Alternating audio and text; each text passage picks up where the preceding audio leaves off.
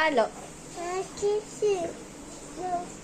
Ayusin mo magsalita, hindi ko maintindihan. Huwag na hawakan ng aso at pusa. Kasi hindi ka naligo. Oh, huwag hahawak.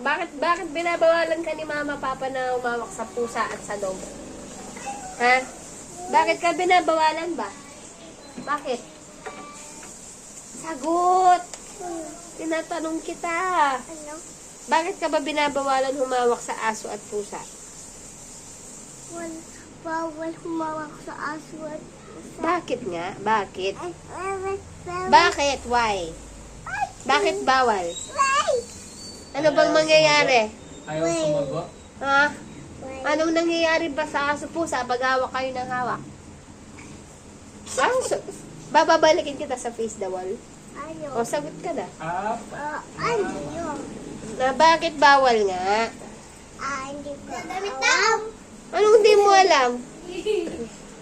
Ziki, yung basa mo, ha?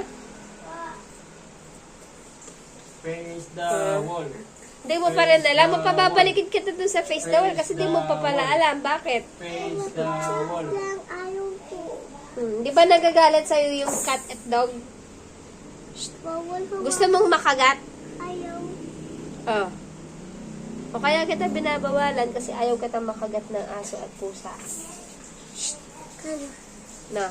Face the wall. Na. Ano? Kaya,